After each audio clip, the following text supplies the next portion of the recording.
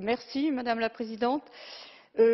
Après de longues négociations conduites par notre collègue Françoise Grossetête, que je remercie chaleureusement pour son travail et sa recherche de consensus, nous devons encore débattre d'un texte très sensible.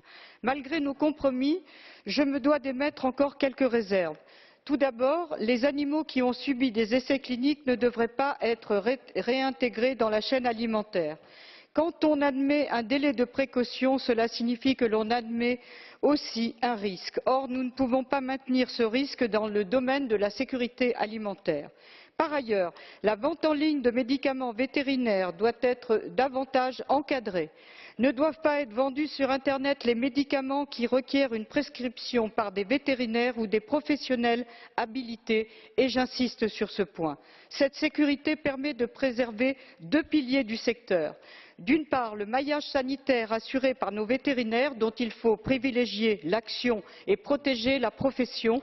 C'est grâce à ces vétérinaires que l'on a réduit la consommation d'antibiotiques en France notamment.